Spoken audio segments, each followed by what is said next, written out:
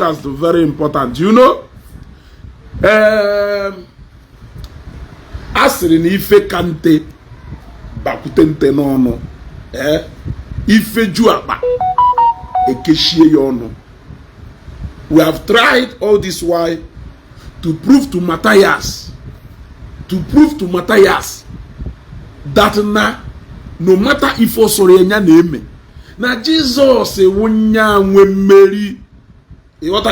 There is no way the kingdom of darkness can ever triumph over the kingdom of light.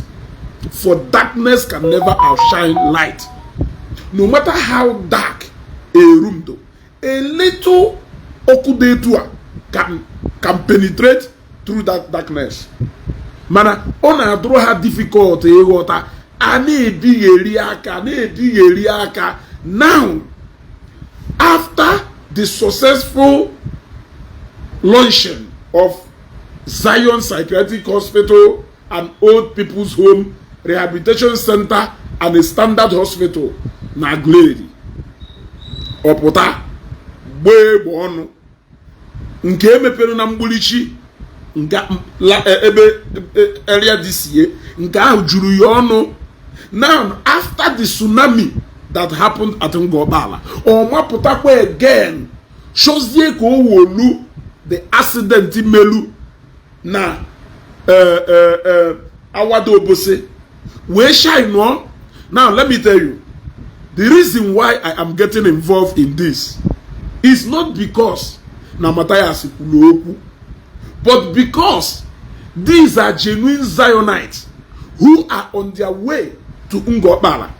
These are people, Ife Chineke na atoto. These are people who sees light through Evangelist Kobe. These are the people who believe in the call of Evangelist Kobe. Now, a Zionite called my attention from United Kingdom. Wesimezugo.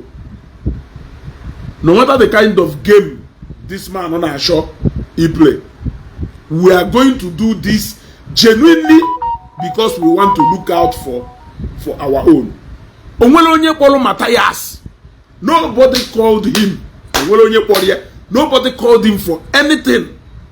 But now we have taken it upon ourselves to find out where those victims of that accident are. Let us know what their problems are so that we can settle it.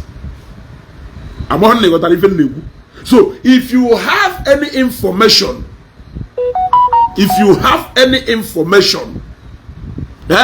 about any of those victims of that accident, no, need the 1.5 million because I froze you. Who called you? Nobody called you. You just wanted to chase clout.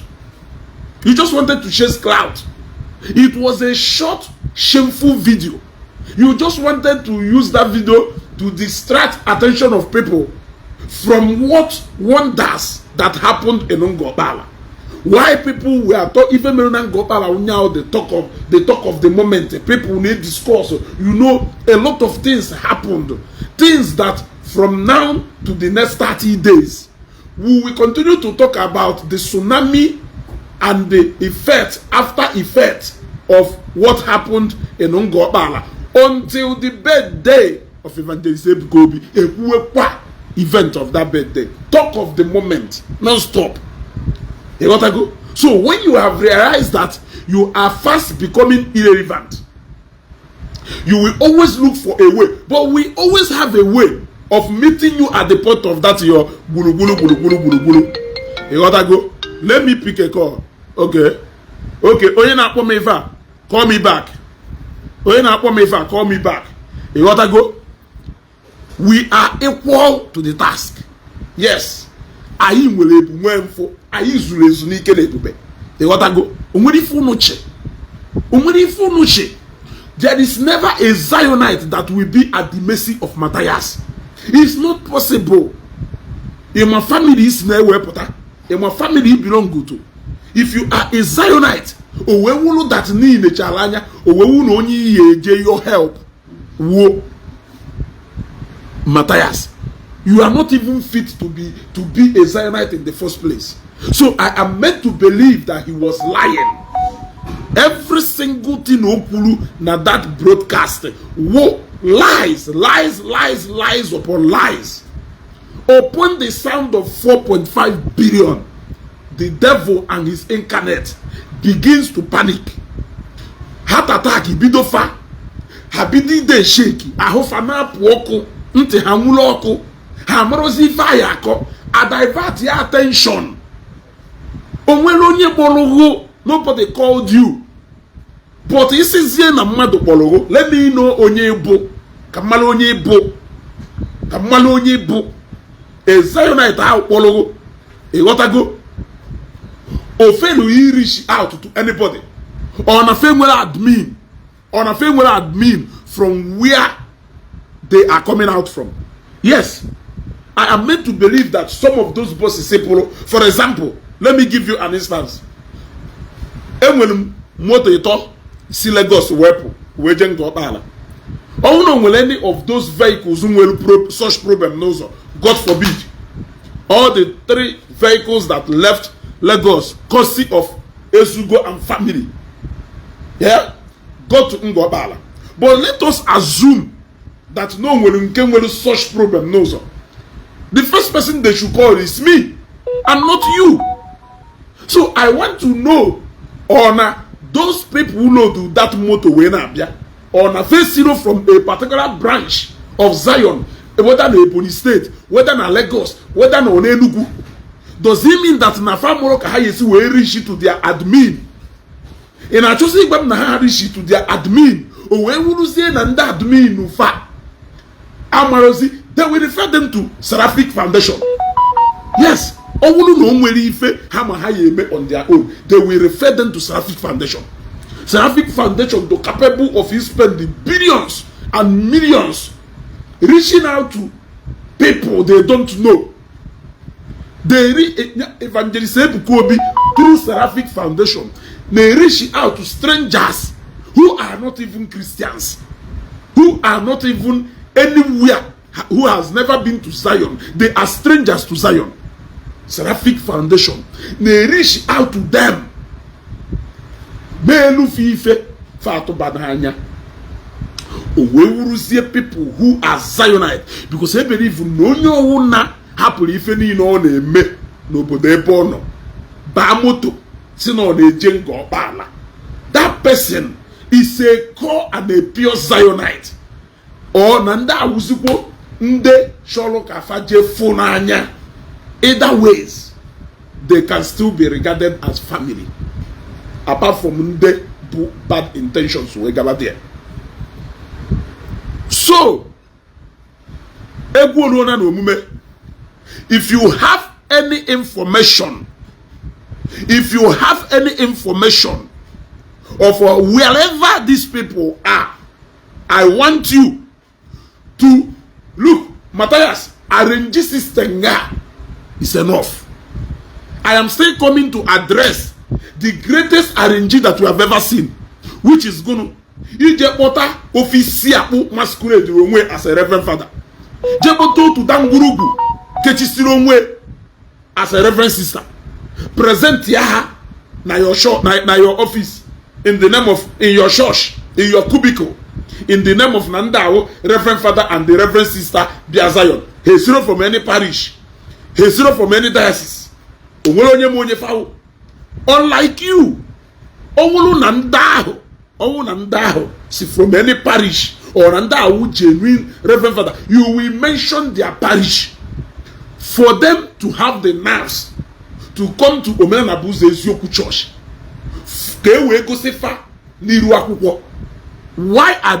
Why are you hiding their identity and where they are coming from?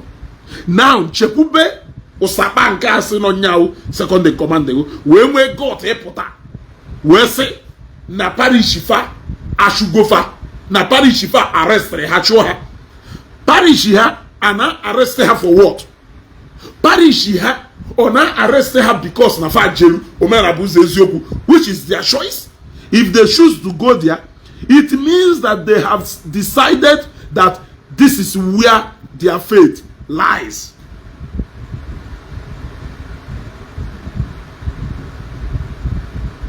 You want to go?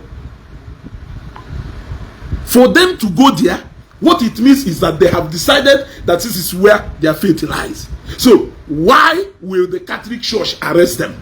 Those are all lies. RNG. You have exhausted every antics and plans you have to deceive our people. People are fugo if a ditch. People are fugo no many female. People are fugo that you are full of lies and deceit. You have now resorted to the RNG in an accusing those on a fan. You arrange a reverend father and a reverend sister. Dangurugu. If you can walk to Kisiapo, you can walk to Kisiapo, confirm Isiapo. Because I'm on the father near you, dear. I'm on Nagua, a Waka, a Josho, Nambakogono. I'm on Diapa de Fa. The next thing, because Nandema de Bidona Jova, Kele Parish, Ebeda reverend father and reverend sister, si wepota. Kelonye behawo shekube walo waputosubo biakuo na the Catholic Church parish ha arrest ha sack ya ha just like that. Onye dedu kono na agwa. Okay, let us assume that now arresting them for coming to Omenanabu's Ezoku Church. It is their choice. What the church needs to do is to take the necessary steps they need to take. Yes, to either caution them or excommunicate them. No reason I will arrest her for coming to. Also, when you want from father, Benwa Dibia. He arrested for what? I want to know why he will arrest the father, Makane Fourier, Benwa Dibia. So, all those lies, all those deceit, you started this RNG a long time ago. When Oneme Epota, Ijeku Nesere, Nahuato, Ijepota somewhere. A royal. Agu ahi ya agu ewu igwa yesi ye gono odogwu nwanne mmadụ udode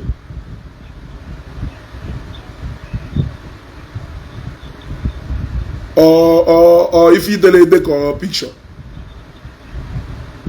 either in a comment section now he highlight do on it if you see a pin oye ije na okwi maybe yes the comment ebe a ya funa ebe ahụ ihe dekọ ikiriki ebe a de comment ahụ he send that comment ijezie pidosie highlight do na comment ahụ buputazielu pin and eva mgbe ihe denu comment ahụ ideshan comment ahụ ijezie pido he send their comment ahụ oduzie n'ife ahụ ijezie pidozie ya aka continuously or highlight put zero options if you pin then you pin zie. All right, my kind on life get ourselves. Yeah. Okay. You gotta go. He started this RNG a long time ago. A long time ago. Now, before the member oje pute onye ahụ adụghọ oghọrịa ya aghụghọ oghọ ya aghụghọ ogunye asie jee wụta kwuo na-enyerugu stika kwuo na-enyerugu olive oil kwuo na-enyerugu aja from the mountain o kwuo na-enyerugu mmiri nsọ ka ị na-aṅụ ewepụta stika ihe afọ ihu ụkọchukwu ọ pastọ nọ na ya onye ahụ adọnọ na ọfisi ya kwuo na n'ojere ife ndị niile ahụ na arịa a na-ebute na ọfisi ya wu ndị enyegolo olive oil ọ ndị enyegolo holy water ọ ndị enyegolo aja nsọ si from mountain ọ ndị enyegolo okwute nsọ o nwere onye ahụ na arịa onye a just bịaba onye ọhụụ na ahụ na arịa bịara n'ọfisi ya must have a history to one church or the other. That was his beginning of RNG. Obviously, okwuye ụmụ okoko na-achọsọ ụgbọ aghala na ana Igbo a na-atụ konyoru ya ego ọ na-eri were na abala ọgaranya. That was his RNG. So now that he is running out of ideas, he ran now to go and bring one Isiapo. and one guru ka ha bịa parade onwe ha as reverend father and reverend sister. Now reverend father and reverend sister jevenu n'ụlọ ụka omenala bụ ụzọ okwu asị na ọnwụ ka ha jekwuru ebe a kwuo whatever thing ha jere ikwu. Kedu ifu na expect after them? Not an arrest.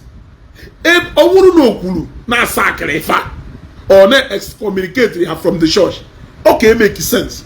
But the fact that na Shekube Sholoko odotu emotion ndị mmadụ ka people na sympathize with iberiberis in her wait even mgbu o wee je kwuo na church arrest her. Now arresting them for what?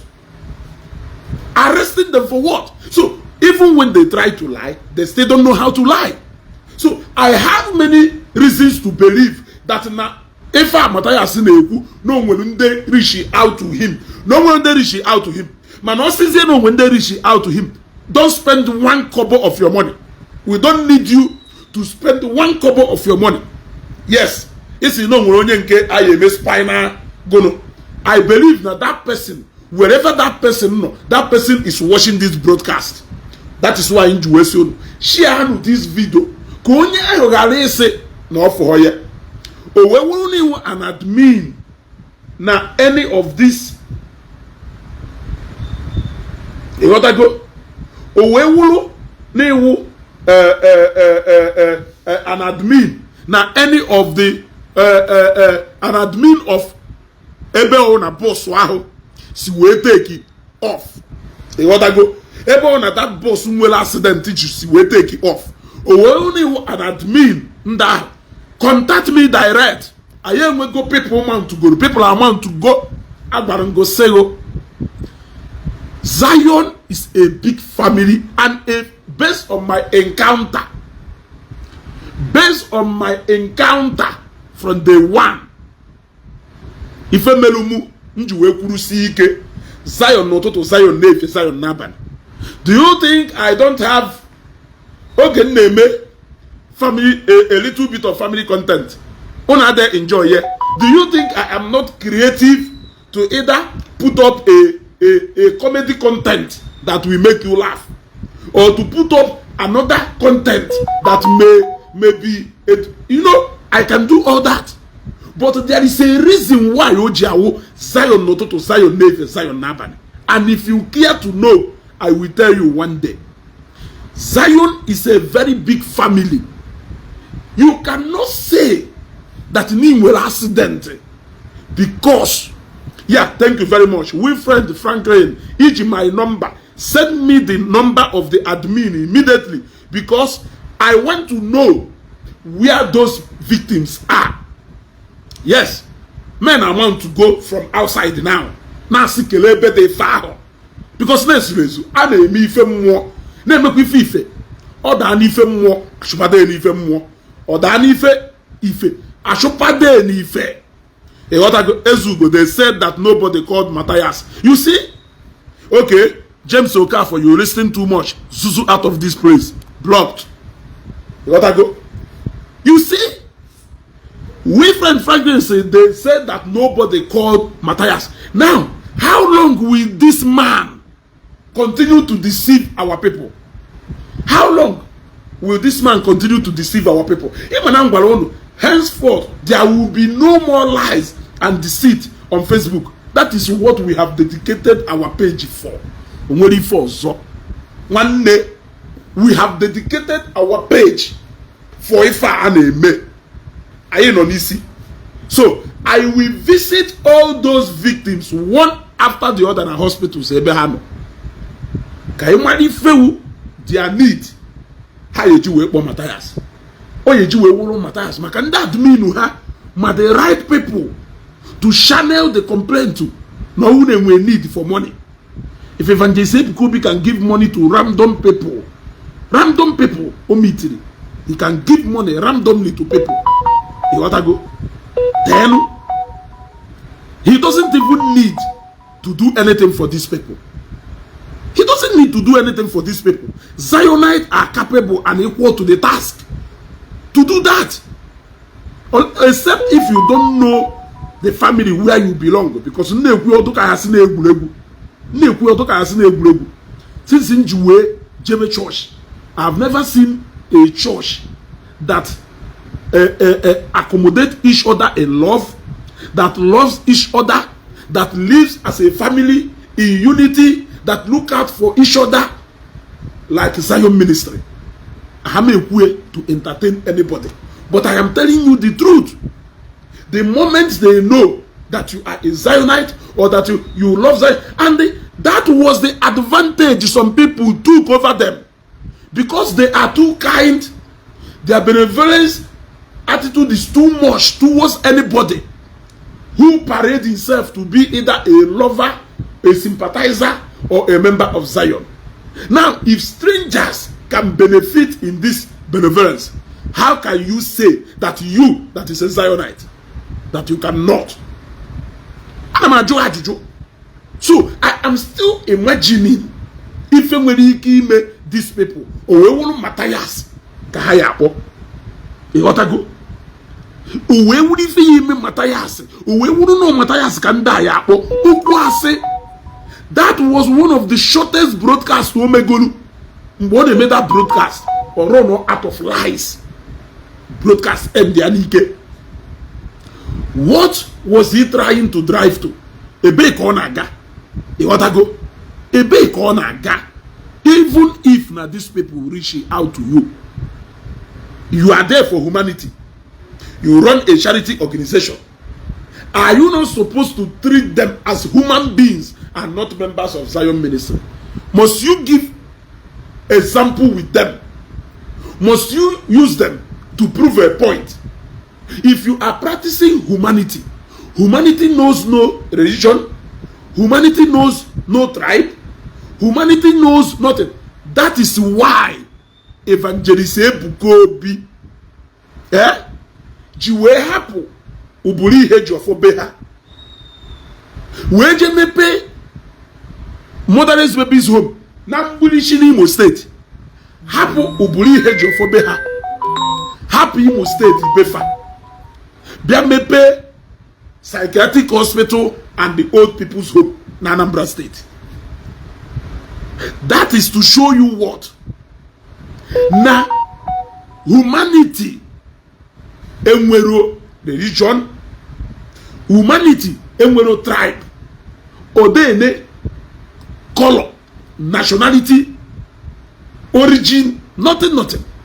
That is why TB Joshua can afford to jump the borders of Nigeria, Ghana, some African countries and some places. In place of charity, Emmanuel TV wagalile ebenine people who need on a wagale there. That is what humanity is all about. As somebody who is practicing humanity, you are not giving to prove any point. You are giving because you are giving to humanity. You are giving to human beings. It doesn't matter locality, religion, or whatever background. So let us assume that these people reach out to you. Have you not slacked in what you feel you are teaching? Must you make a caricature of them? Yes. I am asking you. Wabingo. Hello? Yeah, good evening. I'm on live, and I'm going to meet you. I will see the arrangement you may make now. And I'm going to also. Even while I'm waiting,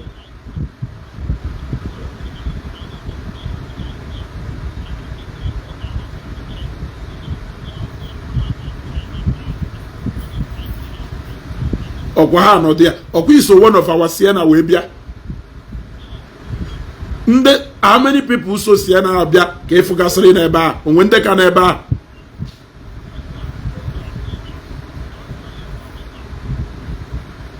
Okay, Ngwache can end their broadcast here. Can make us a connection. Then I was go. Okay.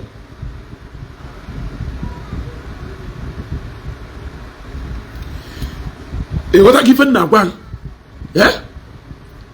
So now Matthias, he name Which point are you trying to prove? AG may have said humanity is better than religion. Humanity for what? Humanity to prove a point. Point to what exactly? What point do you want to preach? That a human being must believe in the same ideology as you before you can help that person. There must be a condition attached to the help each or in somebody. If not, you will tell it to the whole world. You will make mockery of that person.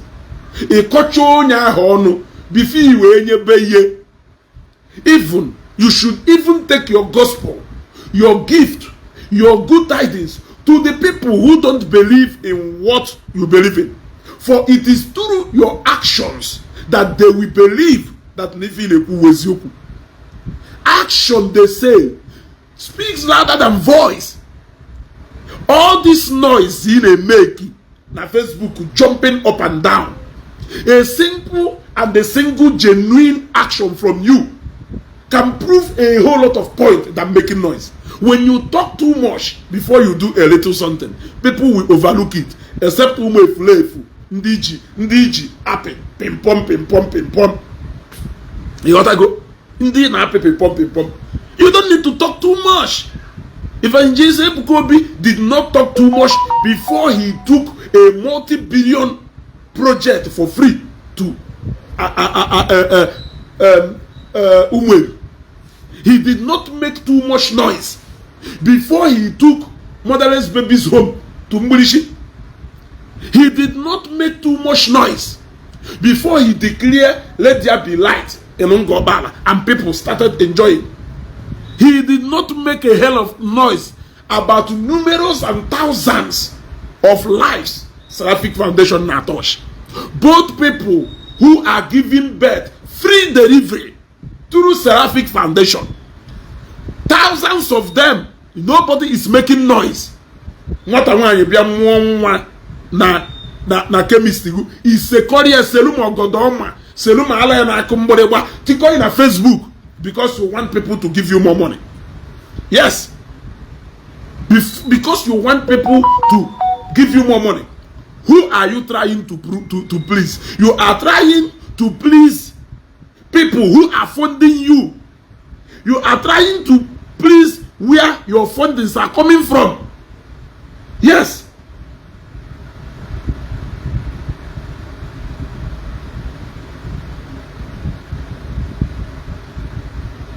You are trying to please. You are trying to please those people who are funded. Because all little things see in Eku. Evangelist Ebukobi does not need to do much. People who are putting something into his ministry already knows his pedigree. They already know what he can do. They already trust. Yeah, if he, Blessing, if he, I think I have done that. Blessing Washington, I think I have done that. If you are the person that texted me directly, I think I have done that. Yes. He does not need to do any of those anymore. He doesn't need to do them anymore because people who are giving into that ministry, what he has shown himself approved. He has proven himself in 1,000 ways. He doesn't need to say too many words for people to know that when I identify with this project, it is going to benefit humanity.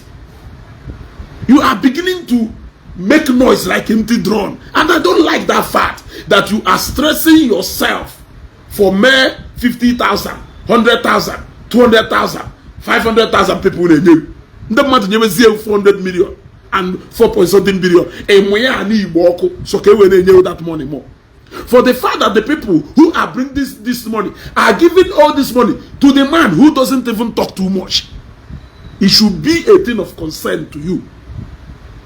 So with this joke, the joke is becoming too much. So I have gotten the number. I believe now Wilfred Franklin. Yeah, I believe this number is and the remote number. The admin, you gotta go. So I am going to call the admin after this program. I'm going to know exactly where those people are. We are going to visit them.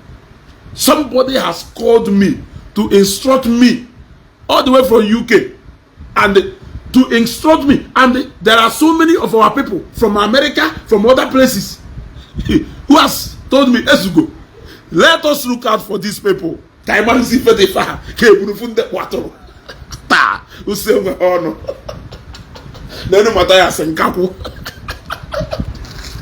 Ai Chineke nninda anamamuamu nnene every single thing he make igolo noise about. Jesus Christ has done it more than 1 million and 1 billion times through the church, yet you are still saying that he's powerless. You are still saying that he's powerless. What can be more powerful in a supreme being than what happened in Ungobala? Tell me what can be more powerful than that. In your own reality, have you been able to do exactly what has happened in Ungobala? We organized a crusade of reality in Enugu State. Nobody came there. Even your members, they all abandoned you. You were there with your head, looking at trees, palm trees. Now wash on. Unune nyegare mpoto na agwaso oche unebuzu oche 50, yet mother occupy 25 out of it. Out of 25 or 20 mother occupied a family of 12 to among them. Even your family did not even believe in your vision because none of them was there. So where is that message of reality taking you to? Where is that message of reality taking you to? What is it you think you have done? Here you will challenge Jesus Christ, the Supreme King. Do you know what he has done? Do you know how many people that has become graduates today because of that same course? Do you know how many free hospitals and schools that are running different places because of that Jesus Christ in a challenge? No banse dokayo. Go to Kingwell. Go to Kine Mekarisha. Go to Kine Mekarisha. Jena Guleri. You will give even Jesus the capable of doing. Jena Mbulishi. You will give even Jesus the capable of doing. Jena Lagos State. You will back if even Jesus Christ the capable of doing. Jena Port Harcourt. You will back if even Jesus Christ say Mwelpa Wime. Bagalia. You will give even by the mention of the name of Unya Hena challenge. If Ife name in place, you see what is happening. Ine kueli go no mo sapa ndene so okwori alusi mekari ile agba yo osisi eju wetu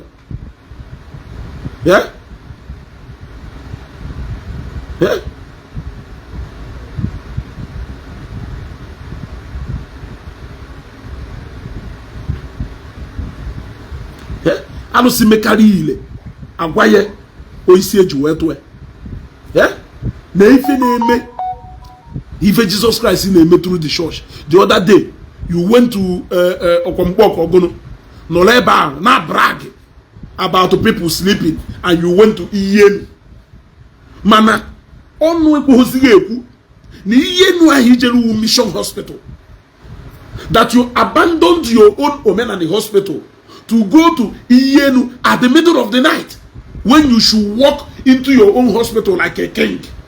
Imagine CMD, Chief Medical Director, Jiake, we put a patient in a hospital. That patient should be treated like a king. But you abandoned your own hospital to go to Mission Hospital. Yet, you still have the time and the mouth either talk down on the church. Or no or know your ancestors. When we give the strength or the vision, each way mepe this chemist shop what can you call a man who by the mere mention of his name Iyenu came to be? Iyenu, the almighty Iyenu Mission Hospital that you went to bragging with your phone. Say I know Iyenu. Omitting the mission donor. Did you go so on Ndoka? Ndoka way. You gotta go. So, comparing what Jesus has done and what your Alobinago and Ndotwe has done, let us look at the result. At least the same hospital Akudo is still there. And there are so many mighty mission hospitals both in Onisha and different places. All at the name of Jesus Christ do so useless that even the elite may be in. Why did you go to Save Life Mission Hospital, Port Harcourt?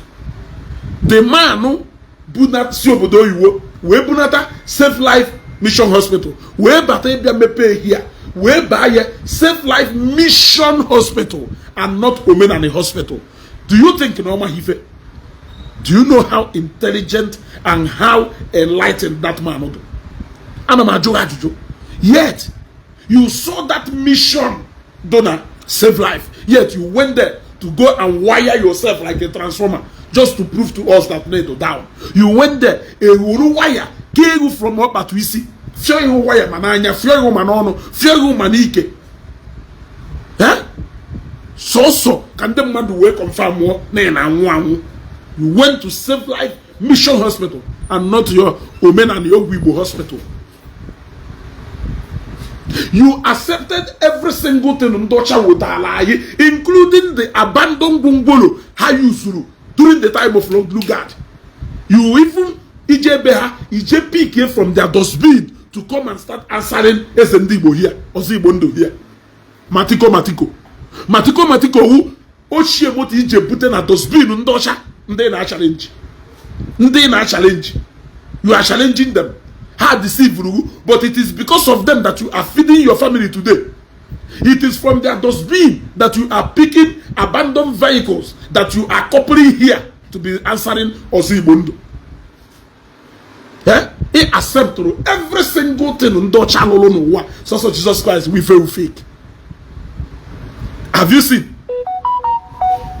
How can you be a Onyiru Abua like this? Keluki yesi erieburu mane na aso atoro. Keluki yesi asanu nkota mane ijeze wele ekeri omas. Oha uoko. Ana majo oha uoko. You accepted every single thing Ndocha would buy. The only thing he rejected was Christianity. If any nesibe Jesus webia, he accept all yeah. So oka with ejuraju oluonuka ishetana your ancestors ha wo ndoka ibe na ha mu ife na ha the wisdom isheta santonyeka isheta santebube mana oluo na gwongworo ị na-eje ebutebe Ndocha ishetana St. John doreo ana majuga ajuju na-eneneghu ana mamuga amu na-eneneghu ana mamuga amu. Because every system Ndocha wotala ye, you embraced it.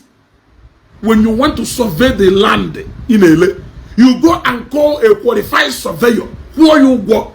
Owe survey Lugana, passionate Lugana, till beacon noye, beacon chai of mofuma. Those are system Ndocha wotala ye for accuracy and even you embrace everything the Westerners would allow except Jesus Christ.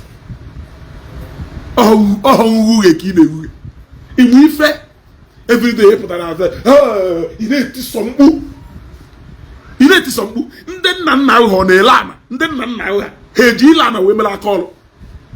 Onye ne lana mbebo ko yo saka ko.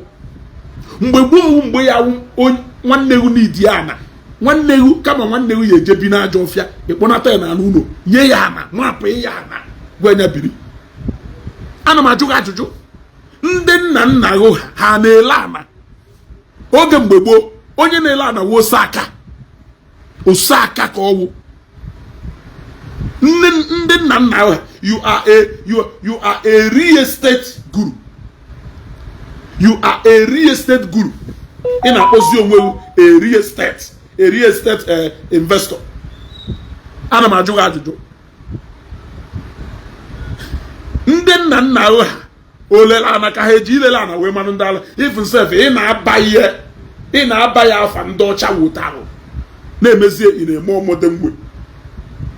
Ana m ajụ ajụjụ On the follow who if I have woo, if I have watolo.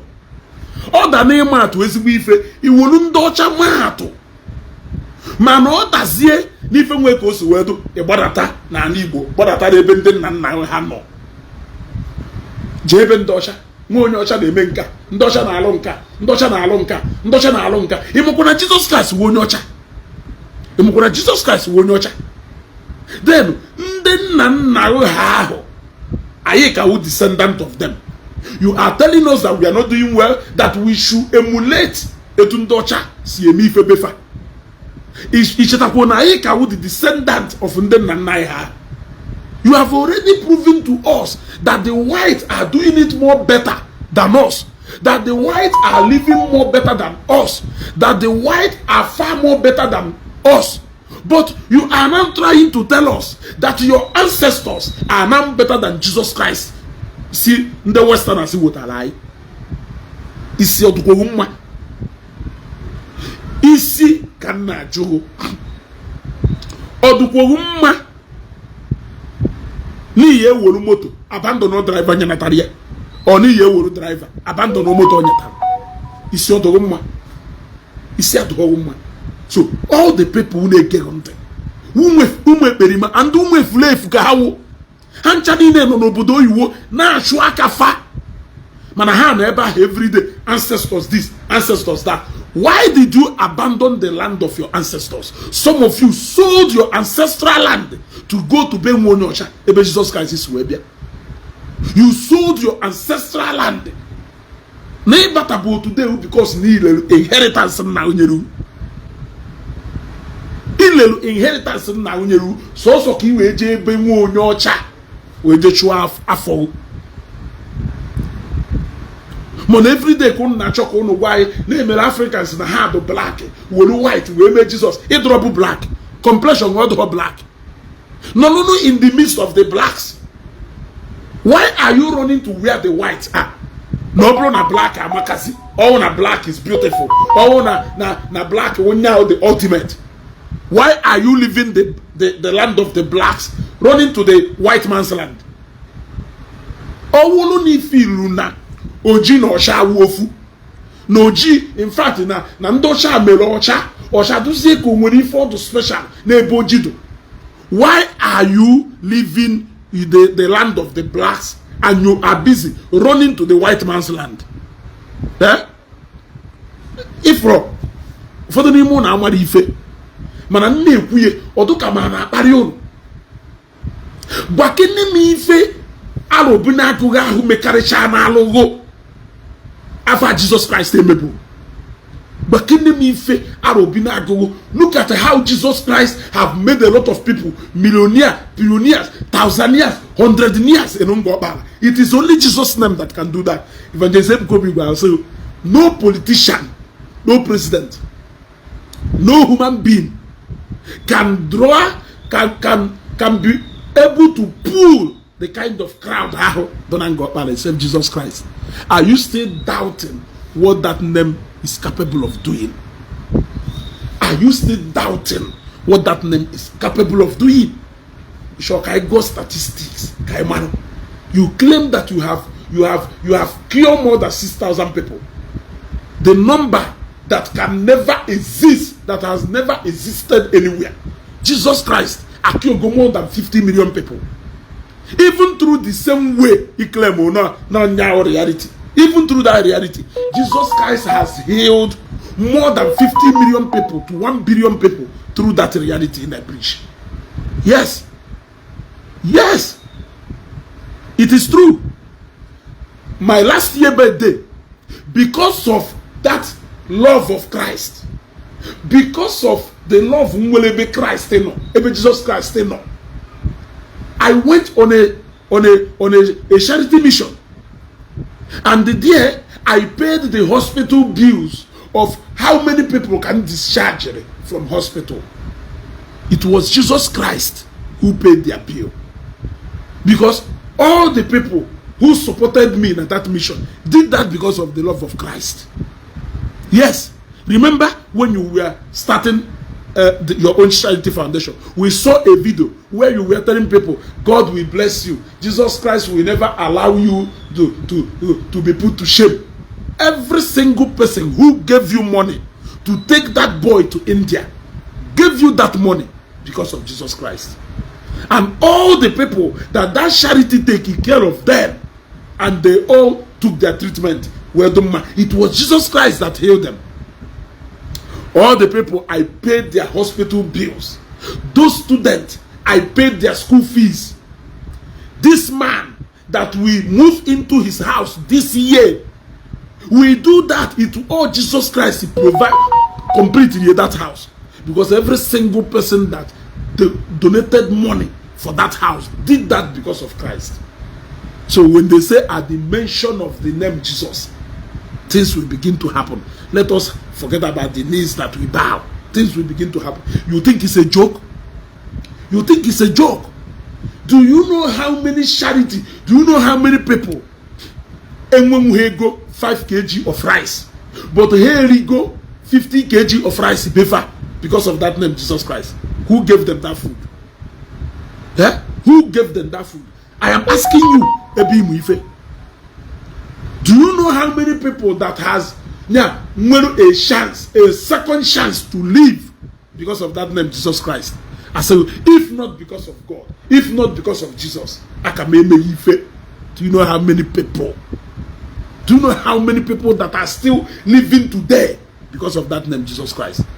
Do you know how many people have on the shores of this country because now somebody showed their love because of God, because of Jesus Christ? Do you know how many people? Do you know all to Jesus Christ? Do you know how many people that has been beneficiaries of one good deed or the other because of that name Jesus Christ? It's your Jena teaching hospital, Jena all the general hospitals, Jena the nurses. If you have Jesus Christ, amen, at those hospitals, Jena go and ask, you will see. I have done this. I have done this. Now you fake and he proved going well to be that of fake for trying to assume the position of God when you are a nobody. One bad shadow now machukwaka. Now machukwaka. Even akwokoko hawu native doctor. Amani bodu chukwaka. No ngo. Akwokoko hawu umuwadibia. Amani bodu chukwaka. No more bad shadow kayo. Yeah? There is nothing I have never seen.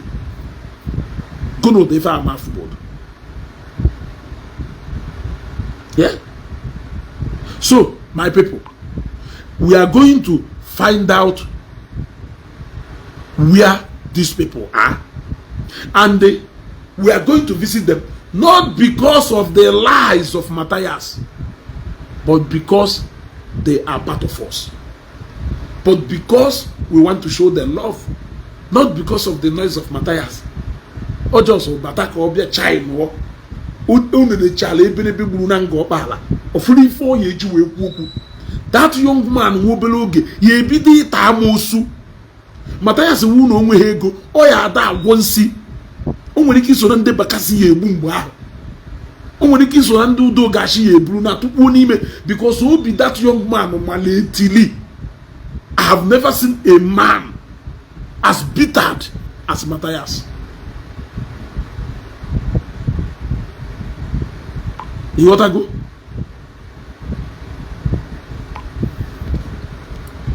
You want to go?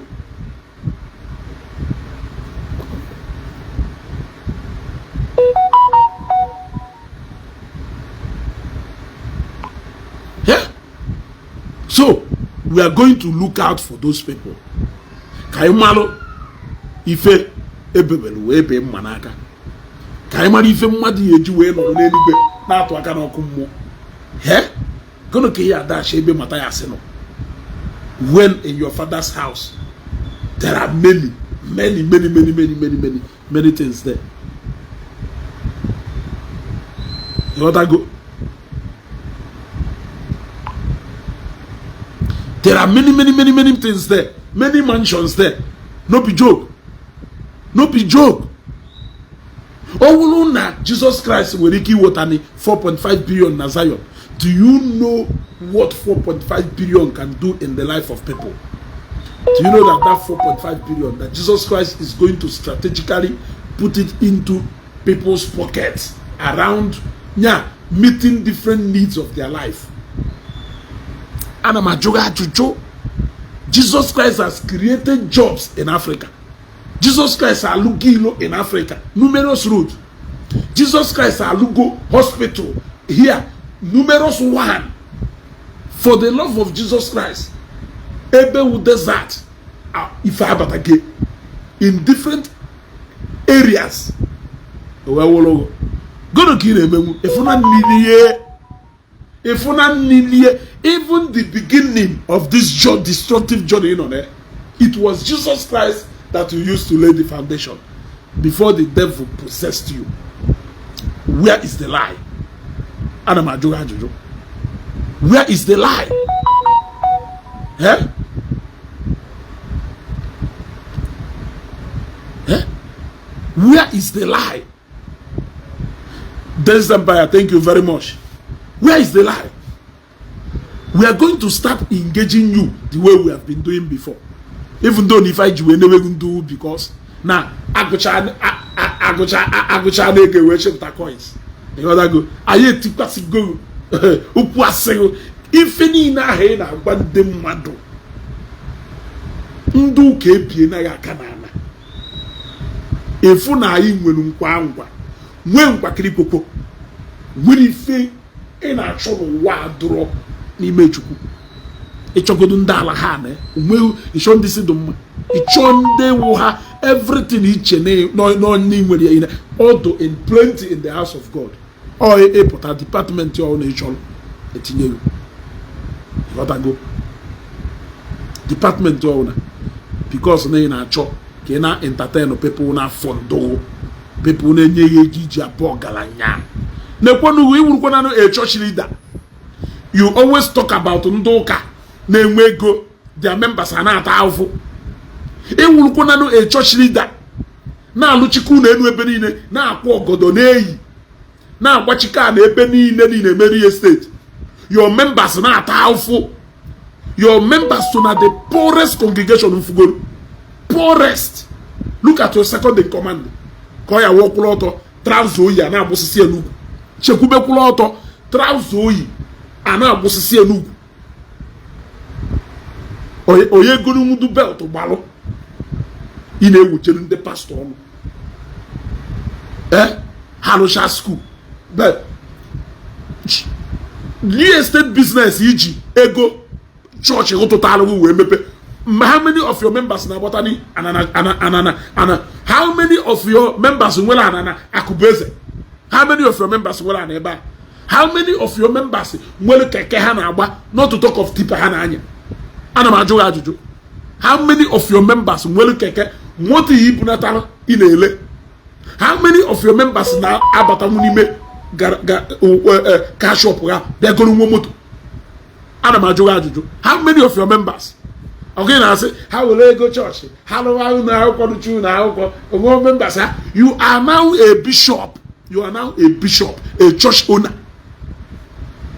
You are now a church owner, and your second in command that go now was a trouser.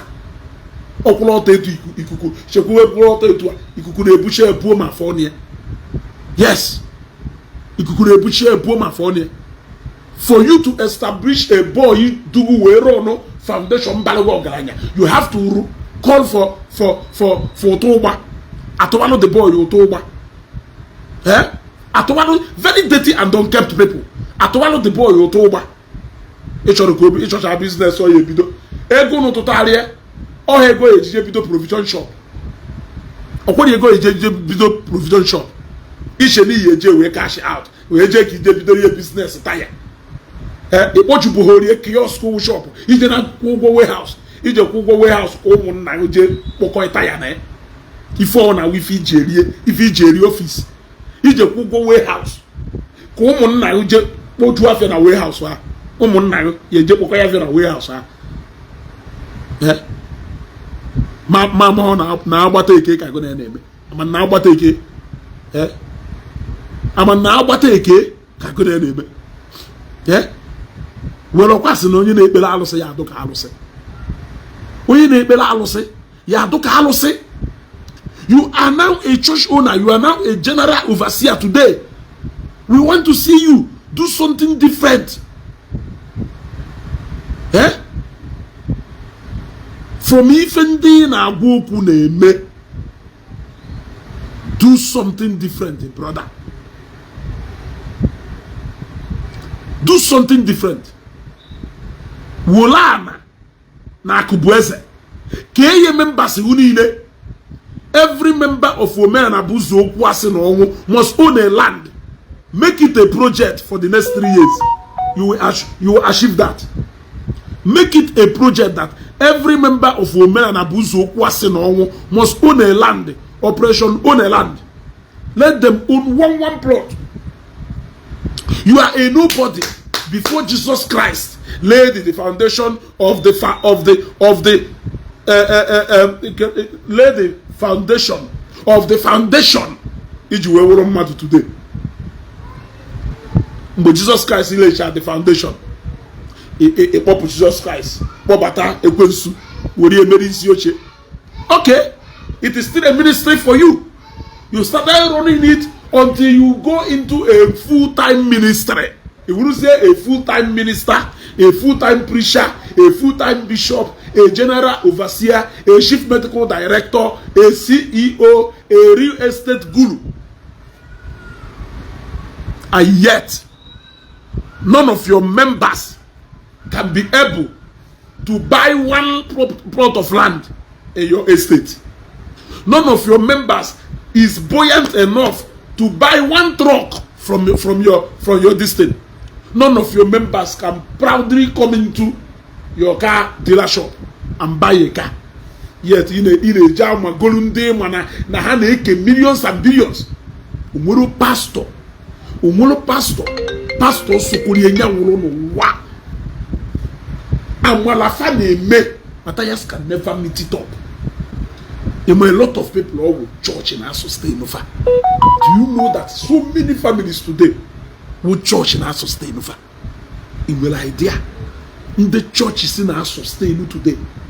Ogerema kogono, okorema defa Jeruna church. We made donation of over 100 million. We na papa no church bukidoro how we may if how today. Do you think it's a joke?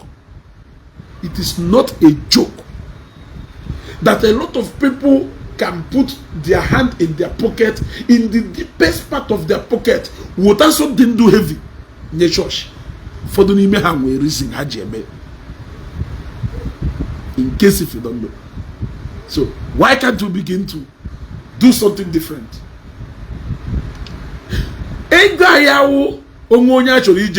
Fibroid. How else can you offering and tithe? Offering and tithe. Every single thing he for you to even settle what I carry, do get see on your ego. He whooped the barrier. Will look at on your ego. Yeah. Only a few gonna walk, only a day log gonna walk, will a log.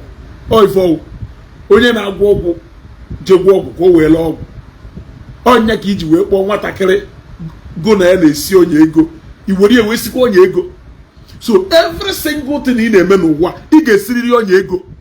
Every single thing in a man he is silly on your ego. You must set trap for people to give you money. People have been giving you money. When are you going to start giving people money? When are you going to genuinely start giving people money? Since you want to account number on a fly in a Facebook or go on account number a pin go on the dunamis and the churches pin account number half and then appetite or go in a pin account number banking. It's just that an apohoye tight. Apohoye tight mana go on and they send the go and they send the go. A print your account statement go. They print your account statement go. Little money now, but for your bill, you are injecting more from donation. Madone go tip on and nowhere. Madone go tip on and nowhere. Pekatampe. Ije na tipa garage. Iya fusu tipo ne.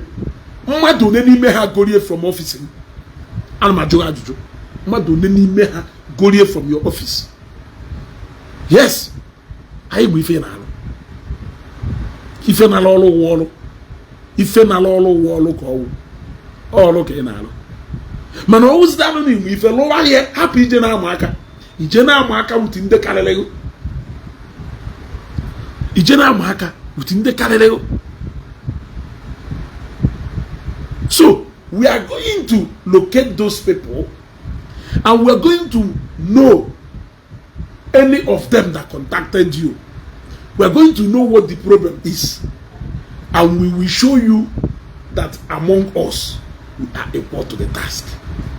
Ayi nwere mkpa kele ikokwo ayi do no kpọkado na agaba yotago ezugo biko answer me now.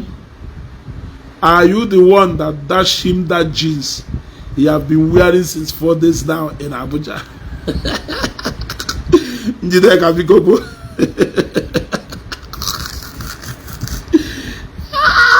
hey.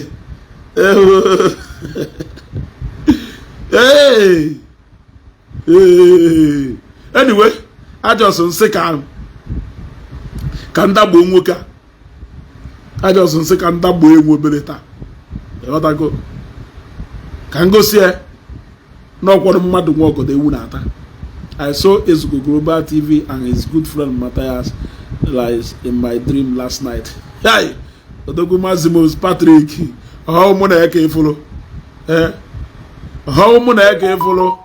Ifolo mo na onya ahụ. Any biko hapụ onye ahụ na onye ahụ eso n'ife a na-ekwu. Onye ahụ eso n'ife a na-ekwu. Every door pụta na inyegharị mkpọtụ.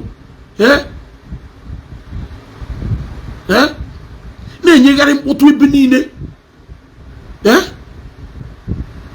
Imelu nke a, you have done this, you have done this. Agbara ngosego na ife a okporo hospital maka ife onye kpọrọ nkụta ya ka ife onye kpọrọ nkụta ife onye kpọrọ nkụta ife onye bara nkụta ya ka ya akpa. So ọ si anyị nọ hospital ka ọ lụrụ ka anyị kpọba ya hospital. So mgbe jụọ uwe sịrị ịfụdana awufu we the purge bere asịrị gụ na ife awụ free ebe ọwụ na agwara no free restaurant pụta ebe ahụ onwe onye ifuru ebe ahụ gbaba ọsọ free ịfụta n'ebe asịrị na moto a na-eje Lagos na-elodu 30,000 moto a na-eje Lagos na-elodu free ijekwa ebe nke na-akwụ ụgwọ nọ ọ na-ekwo ije ebe nke du free nọ onwere onye na ebe ahụ nwanne m gbawa ife awụ awufu we the purge bere free hospital do na mkpọ iruo n'ihe elu je na hospitals niile do around mkpọ ndị mmadụ na-akwụ ụgwọ were agba kaadị ọ na-ekwo mana ijezie na free hospital ya afụ mmadụ ebe a were ile ugu ezeghe ọnụ were ile ugu ezeghe ọnụ ife ahụ kliniki eji wee seti ọlụ eji wee seti ọlụ ife ahụ tools ama Mazimus na afro mi videre now. You got that go? Afro mi videre odogwu. If I have job eseti dey seti. If I have tools eji eseti ono. You got that go? Ke wolie we na adosisi ndị obodo oyiwe ego. Ke wolie we na adosisi ndị obodo oyiwe ego. Mwe gwesie na etu o si eklem no na akpagali eji asho ndị ahụ adụghọ ọ na-ebute n'ụlọ ụka. Na nsikwa etu a 18 boss na roundabout say ịmalụ na ahụ adụghọ na inwe ego ihe eji wee ju n'ọgwụ na kpụsịa moto mbukọrọ ha ncha niile eje m dọmpụ ya ha na hospital ya ka ọsọ taa ebe niile ọsọ ata ebe niile ome emergency travel osi Abuja ojebe Akụbueze na Ghana osi Akụbueze ejewe ego dị ndụ na Angola etu aka esi wee megharị gido ọdị na ndị agha na asịsị ya anyị ka a na-etiri ọkpọka anyị ma anyị enelene mmadụ nke alụrụ alụ anyị ma mgbe ikwu aka gafere nkwu aka wayo uhie nyocha wayo gwogwogwo ụlọ ọgwụ ahụ sọpoziri ilu ebe ahụ ka kịta ndị mmadụ ihe donate na bed mma eso donate bed hospital ahụ ụlọ free I suppose to give move from that Ghana expansion. Because now people for good cause. One thing with Ndigbo is that now Ndigbo for good cause. They always want and love to identify with that cause. That is why Okuyola can be able to raise 80 million, 50 million, 60 million in one fundraising.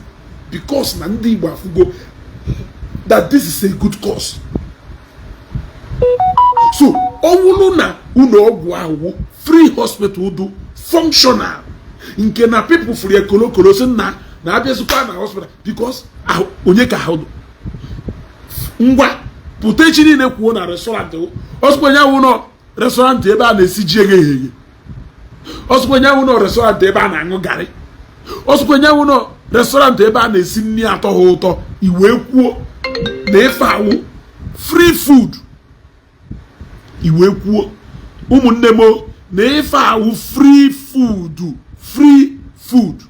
porque mege pono se bia no rie nefu within 2 hours iji we kuche line no ye adu ki isi eba jewe Lagos mbakwuo bia kene no bulu wolu 5 cups of rice free careful so nju say a single kelu free hospital dey fa mada ha ekwe jene kelu na ashu ndem madu na hello. Yeah, good evening, my brother. So what I'm on a live broadcast too. Yes, I can no live.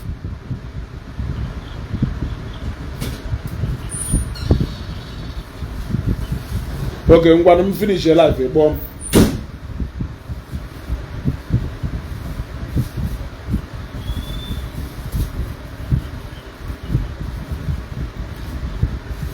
When just watch and end their life, it was a bomb. Just one and end their life. Okay. You gotta go. So, is she done if I knew? Hey, as you go, your second name is wisdom. You gotta go. Have a more wisdom. Yeah? A wolf with the posh belly. Restaurant time where he seen even. Chemist shop has in hand a long fake. A west which kind of hospital they fa as enough free the Madonna also. Joy you do hospital la on exist. Call job KGalo. Anokata eje under bridge. Jepoto to onye eje na mbuko bose. Mo weje na bridge no na under fiber bridge no ka je poto fo bia debe na bed ye ba e wori ero charge up aso bia ya ka 5000 gwa na ba olu ebie na office emechie na hospital owo onye na azu afa na mbuko obosi edeji o mpese wonyawo chief medical director of the hospital kero the hospital dey fa which kind of hospital is that I am asking you kero the hospital dey fa hospital are supposed to na kaketa na ha yemu na overflow bed only do one bed do na hospital are elu 6 ko 7 bed so kerosin dey dey na space we can afford o suppose na by now na ye go n'ute anani ne aha enye mother admission na hospital ana ma ajụjụ aha enye mother admission na hospital ngwasinya inventory of ụmụ nwanyị onemugolu nwa na hospital from the day eji wee mechie maka free ko ka kita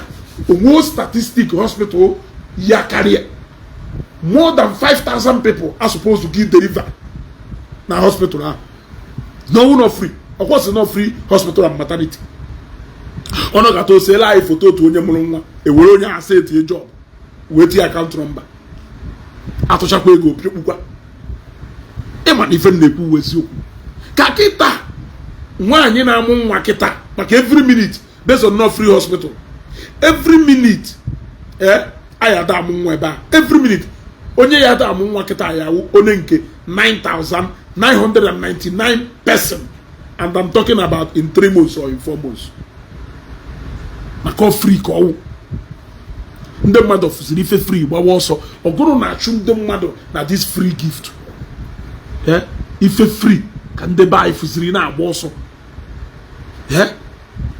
o suppose na kaketa ibie ba ahụ onekwu onekwu yes now nwobere go pụta o nwere ike ojekwu ofu onye na-alụ welda na-agbara ndị ụlọ ọgwụ bed weburu bed ka abịa maka ode ekwuru ma ọzọ kịta ife ojechịkọta ụmụ ajakwụta ma ndị na-eso ya bụ ọfịa eji awọfịara ya steeti kwecha aka n'ụlọ n'aka debe ha n'elu bed ka o wee gosi anyị n'ife a na-ekwu na-eme. Fact speaks for itself. On the no na mkpọ ya they testify. Government will even love to identify in that project. Makufe free hospital. Government or run near the free hospital. Or do government difficult to say if they run free hospital. Or we will see individual na run successfully. Government will be forced to identify in that project. Ate kuyeku ane gunde mmadụ wayo na atụ ga nyocha. O suppose na kaketa ye pụta mana balcony mana step patient ebe niile. On the mother ya to first say no, let us go and look for a conducive place to put these people. Actually hall. Show a permanent site ebe ya that hospital. Free. Then agwa gonna kaketa nwanyi nke 99,000 or 9,999 ya no na labor now because every minute, every hour ka yeji amunwa ebe onwe every day more than nwanyi 100 aye deliver na that hospital. Emo nwanyi already ime na mpo. Emo nwanyi already ime kita na Onisha. Emo nwanyi already ime na Ọka. Hanchali na for free motor, for free hospital ebe aye je mu nwa. Ise ya je kwụ ụgwọ. Ya je kwụ ụgwọ ebe. Oya, you should be bothered with those lies. Those lies. You should be bothered with those lies. Or ana ogi water 1.5 million. Wolu 1.5 million na age because if I want opportunity iji we chiku kwa members wo wayo or see the account number ha mo pota maka ha wo feke ogo na ha na sho if iji mamumu chu we me ha o mebo ha fam na anya kita enyula ani go egwo abandon oye eche na enire osa ndị ọcha akpọrọ ya gono enire adohore eji egwu ndị be ayi wayo baba mana enyule mamumu chu na ego ịnakọsịcha ndị mmadụ ego nakata ndị mmadụ ego dụka ife itiri ha n'anya ya adasị nke ahụ abandon project and ife ụmụ ofeke a na-eso oji wee tinye more money. That is the only place you have raised more money because na-etresi nwanyị from Zion. So kita ịchọkwa na iji na nwere onye Zion nwere accident wee rikwa ndị otu local champion. We will not allow you to collect that money. Iyanata that money. Yes. Iyanata that money.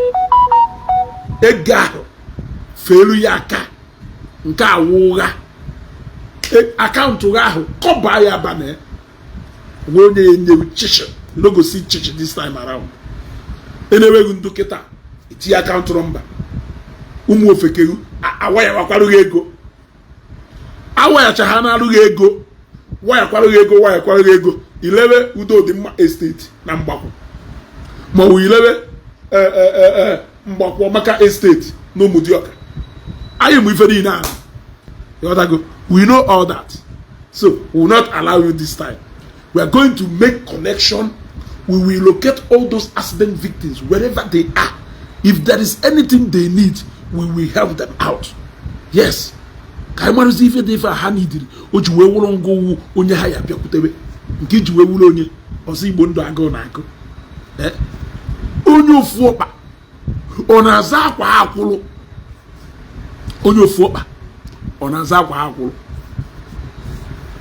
onye agụ ọ na-aza ụmụ ọkachie ana m ajụ gị ajụjụ onye agụ ọ na-aza ụmụ ọkachie onye azụ bụ family ye ndụ ọ na-azụ ọzọ Igbo ndụ ọzọ Igbo ndụ na-akpa ndị mmadụ ọzọ Igbo ndụ na akaụntụ wụ na fly everywhere ịma akaụntụ ata eze n'ukpo ịma akaụntụ nọmba ata eze n'ikpo na-azọ ọzọ Igbo ndụ mana ịbata na record book ọzọ Igbo ndụ ị ga-afụ more than 1,000 account numbers of ndị mmadụ and eti ego ne ozi Igbo ndị account number edo scattered everywhere ozi Igbo ndị ayiyo Igbo na-asọ ndụ ọhọngọ na-asọ Igbo ndụ afa yo suppose rewo Igbo na-asọ ndụ ọhọzi Igbo ndụ account number ga adu ka efela ayiyo idebele etu na ayo ayiyo with pride nya ị na-ayo ayiyo with pride a na-enye gị ife anasikwa God bless you. That is the highest scam. Ị ka hush puppy wee nwe brain igwu wayo ndị mmadụ ya ada enye gị ife na-asịkwa may God bless you na-etukwa gị ọzọ Igbo ndụ n'ego ha nyere gị enye ugboro ka ịrụtara na mmadụ nyere ata eze ego since ụwa nji wee mara atọ 1000 ego ka ọ na-eke wee ruo taa. In fact, why do you have to give that much? So now, if also the governor say we have money, but how can we share it? We have money, how can we share it? That is the original Ozibondo. Onye ji account number ateze apart from ndị ya na-eme business ji company account number ebe a na-eti nke wego. Mana Ozibondo dokaro nwa ogbenye doka onye na-ele azụ na mkpọ chi account number o ji etiri gị ego na ịchọghị ya ayiyo because na o kechichara ife n'isi gbakọrọcha bid na-asa eze nwaanyị kpọba tebụl azụ ọ na-ele iti ha vidio ka ị mụọ ndị ụka amụ ọlụlụpụta ego gbapụ na POS jee lụcha ilego 3000 ịwụkwa ọzọ Igbo ndụ a na-esendịrị 1000 2000 500 3000 5000 10000 Igbo na-azọ ndụ. If you're able to Igbo ndụ, imagine the audacity, imagine the insult on the people of our befitri. Imagine onu oji emo ocho onwe ya afa okpo osi Igbo ndụ one.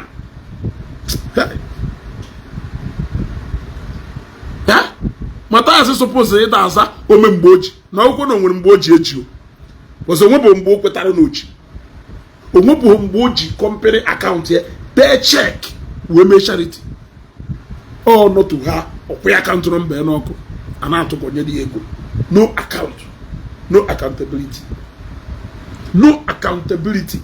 A challenge go nya say may I audit your foundation account for 1 year. Kekete kupike mgba may I account ego ni raise in the town of Mamumuchu ke buru funde kpụ atụrụ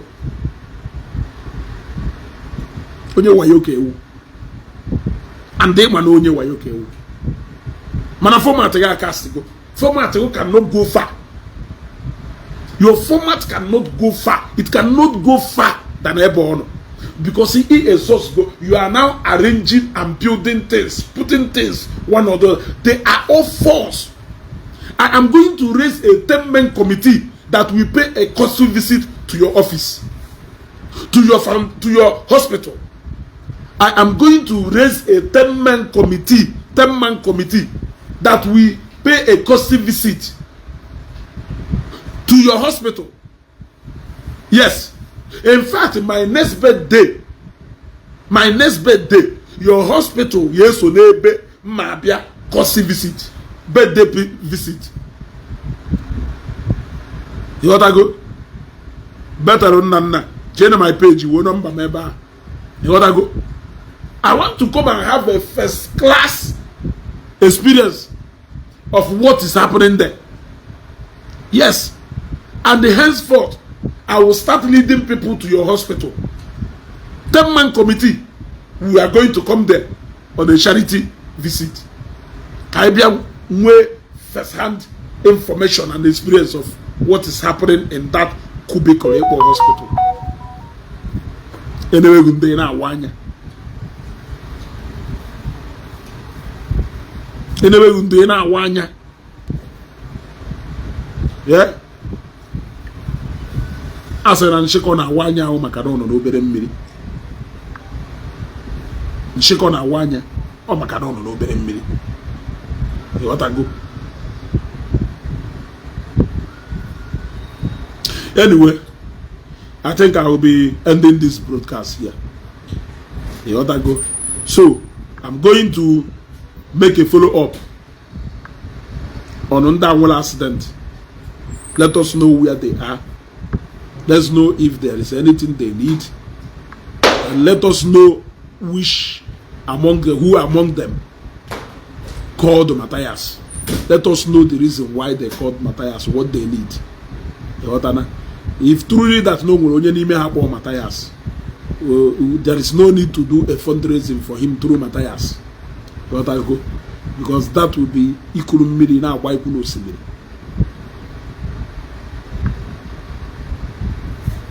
Share this video.